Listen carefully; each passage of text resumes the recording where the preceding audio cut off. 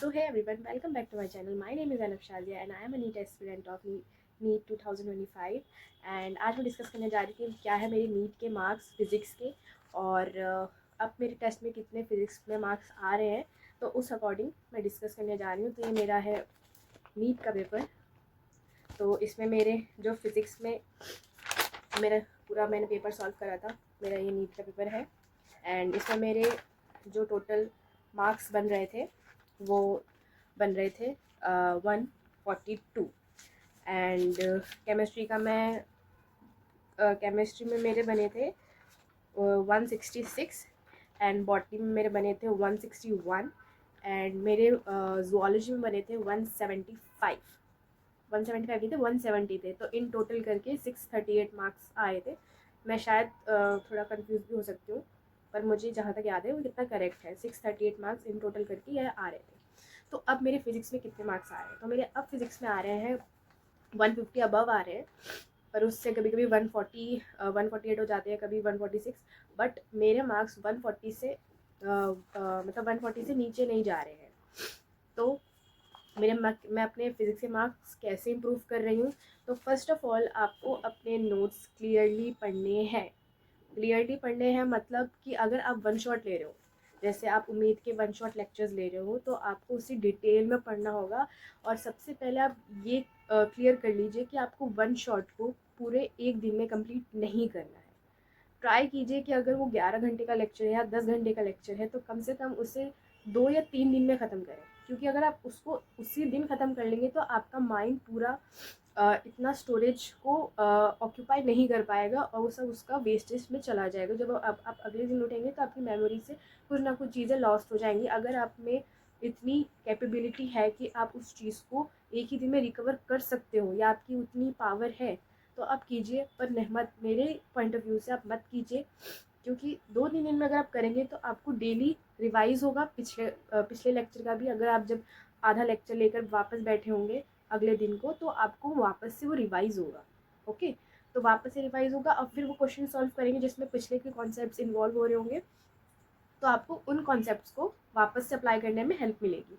तो आपको ये ध्यान रखना है, आप वन शॉट अगर लेक्चर ले रहे हैं फिज़िक्स का, जो मैं आपको उसमें अभी आप टिप्स बता रही हूँ जिससे आपकी फिज़िक्स अच्छी हो सकती है। तो अगर आप मिड वे में हैं तो आप डरिए मत। आप अपना अभी भी फिर से आप कम बैक कर सकते हैं, क्योंकि अभी भी 4 महीने बाकी है और आप कम बैक कर सकते हैं। तो अगर आप बेसिक मैथ से भी अगर वन शॉट लेकर भी चलेंगे तो आप बेसिक मैथ को कर सकते हैं एक दिन के अंदर। आप वेक्टर्स को भी एक दिन के अंदर कर सकते हैं, क्योंकि उसमें इतना कुछ ज़्यादा उसमें कुछ वास्ट नहीं है। लेकिन जैसे जैसे हम काइनेमैटिक्स या जैसे जैसे ऑसिलेशन वेव्स या थर्मोडायनेमिक्स की तरफ आते हैं, आपको कम से कम उसमें 2 से ढाई दिन लेना होगा, ताकि आपकी मेमोरी उसे रिकॉल करते रहे। ठीक है, तो आपको सबसे पहले अपने लेक्चर्स प्रॉपरली लेने हैं। आपको सारे मेन कंसेप्ट्स बिल्ड होने चाहिए।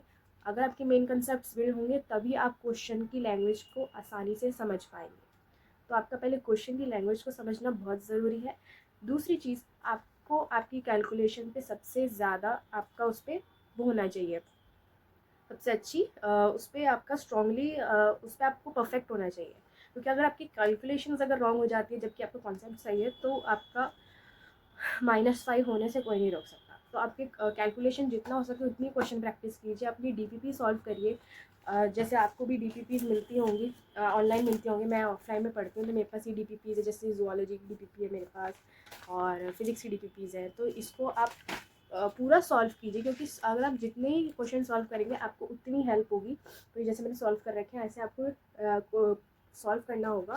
और ज़्यादा से ज़्यादा ट्राई करिए कि अगर आपसे क्वेश्चन नहीं बन रहा है तो उसे डायरेक्टली गूगल ना करें, क्योंकि अगर आप गूगल करते हैं तो फिर आपको बाद में वो चीज़ें याद नहीं आती कि आपने उसे कैसे सॉल्व किया था, क्या कॉन्सेप्ट इसमें लगा था, क्योंकि आप उसको एक शॉर्ट टर्म मेमोरी में ले आएंगे। तो जितना हो सके ट्राई करें कि उसे गूगल ना करें, आंसर तभी के तभी ना निकालें। ट्राई करें, भले ही आपको थोड़ा टाइम लग रहा हो उसको समझने में, बट प्लीज़ उसको आप गूगल करके आंसर को उसी तुरंत मत सॉल्व करिए। थोड़ा टाइम लीजिए, वेट कर लीजिए, दूसरा क्वेश्चन सॉल्व करिए, बाद में उस क्वेश्चन में वापस आइए। तो ये हो गया आपका दूसरा पॉइंट। तीसरा पॉइंट कि जब आपकी डीपीपी सॉल्व हो जाए, आपको अपना मॉड्यूल सॉल्व करना है, या फिर आप मॉड्यूल सॉल्व नहीं करना चाहते, आपको मॉड्यूल सॉल्व करने से डर लगता है, तो आप पीवाईक्यू सॉल्व करिए।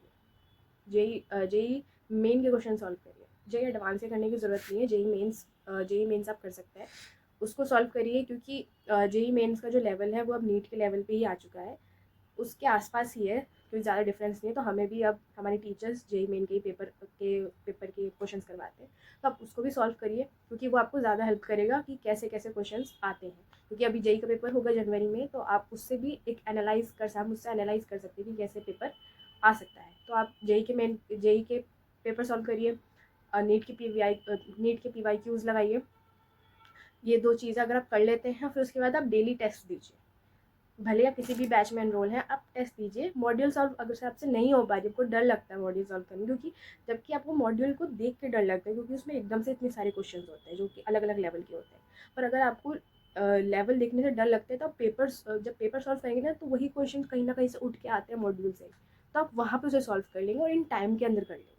तो अगर आपको मॉड्यूल सॉल्व नहीं करना है, तो आप पेपर सॉल्व करिए, कहीं से भी पेपर उठा लीजिए। टेलीग्राम पे इतने चैनल है, आप मेरा चैनल ज्वाइन कर सकते हैं, मैं आपको पेपर प्रोवाइड कर दूँगी। जो भी मेरे बैचेज़ में पेपर्स होते हैं, मैं सबको प्रोवाइड करती भी हूँ।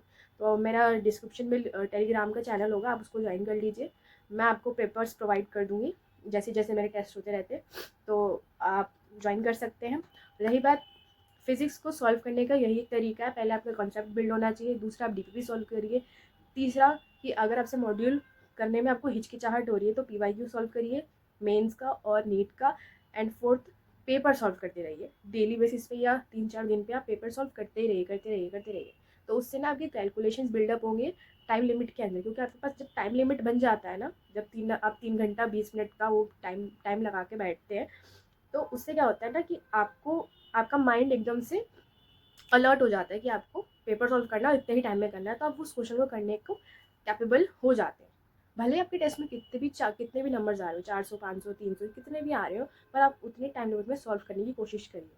और जितने क्वेश्चन आपसे गलत होते हैं, नहीं हो पाते, उसको फिर बाद में लेकर बैठिए और फिर सॉल्व करिए। और अगर नहीं समझ आता है, तो सॉल्यूशंस लेके बैठिए बाद में, लेकिन ठीक है। तो ये कुछ टिप्स थे फिजिक्स के लिए कि कैसे आपको उसके ऊपर मास्टर करना है। कोई भी प्रॉब्लम आती है, आप मुझे टेलीग्राम पे मैसेज कर सकते हैं, मेरा एक ग्रुप भी है, आप उसको भी ज्वाइन कर सकते हैं।